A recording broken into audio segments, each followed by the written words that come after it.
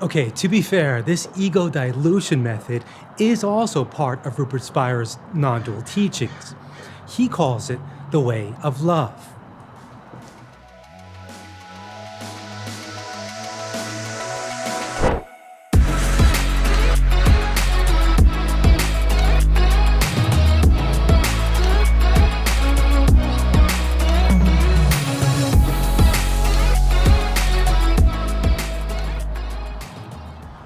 Rupert describes 2 steps to the spiritual process in his recent Substack article. He writes, the first step involves tracing your way back through the layers of experience to your essential, irreducible self, pure aware being. Later, he writes, the second movement involves turning back towards experience in the light of your recognition of your true nature as infinite being. That's the step that I have a problem with.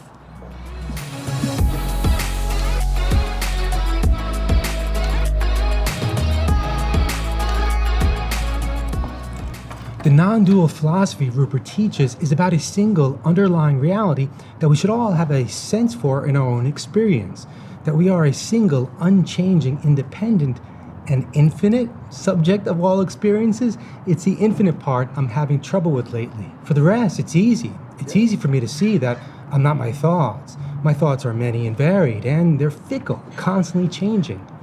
But I feel myself to essentially be a single subject who remains the same despite all of my changing thoughts, perceptions, feelings, and experiences. It's easy to see that I'm not my body also for the same reasons.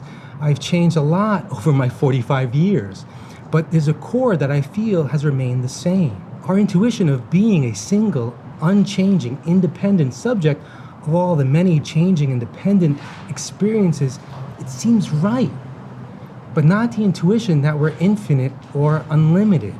I know that's what these spiritual traditions profess, and I understand it conceptually, just not experientially.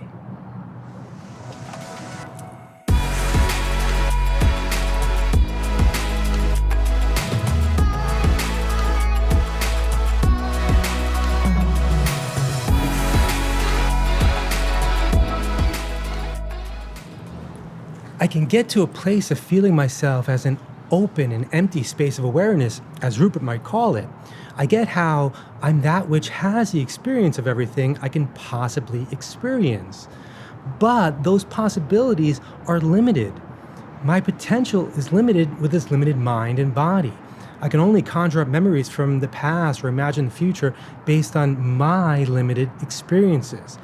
I can't remember your past or imagine how things might be for you in your life. Ordinarily, I can't know your thoughts or experience a place I can't get to.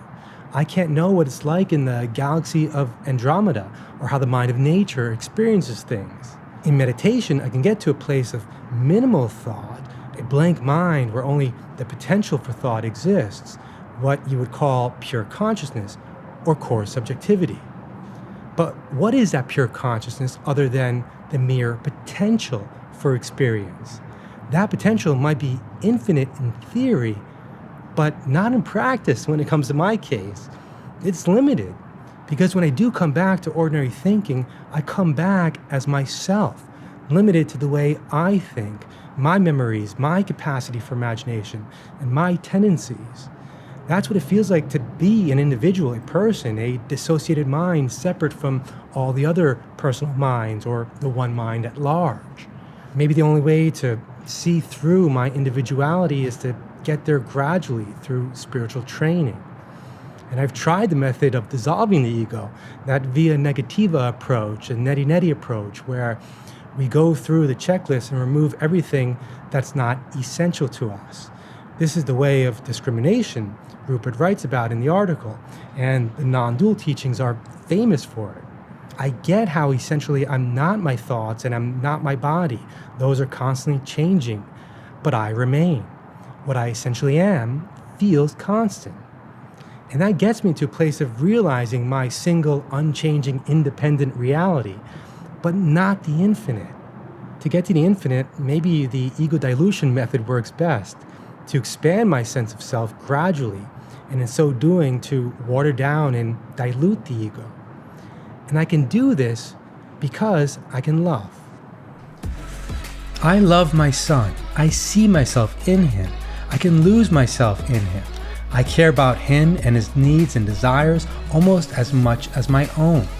The distinction between me and him is as blurred as I can make it while still living and functioning as an individual. Our shared being is not only conceptually understood, but viscerally felt. But I don't feel like this with everyone and everything, even though it makes perfect sense to me that at the most fundamental level, we're all one, meaning we share our being with everyone and everything, as Rupert says. He teaches us to get there experientially through both steps of discrimination and love. He writes, "The path of discrimination begins with a simple reorientation of attention. Instead of being absorbed in the changing content of experience, you turn towards that which all experience is known, the presence of awareness. You notice that all thoughts, feelings, sensations, and perceptions are constantly moving and changing. They are events in your experience, not the essence of what you are. And while I can feel myself to be an empty, aware being with this approach, I can't feel myself to be infinite. Emptiness is not everythingness in this case." Rupert writes further that, "In the second movement, the Way of Love, you might say, I am everything. Everything that appears is recognized as a modulation of your own being." Now, philosophically, I get how this is true, just not experientially. In either approach to diminishing the ego, either diluting it or dissolving it, I hit a wall. And I think that's natural for us to survive as individuals. We need to know which mouth to feed, as Bernardo says, even if at the most fundamental level there's only a single ultimate reality or being. I get how I'm the one who seems to become a very specific version of the many. At the absolute level, I'm this one infinite being. But at the relative level of ordinary experiences, I'm still limited. I'm always limited to at least some extent. And I know that's only an illusion, only how things appear to be. But the illusion does exist as such, and it colors my experiences. As an individual still alive in this metabolizing body, what Bernardo Kastrup calls a dissociation of the one mind, the outside appearance of that dissociation, I can't experience things otherwise, no matter how hard I try. At least, not yet.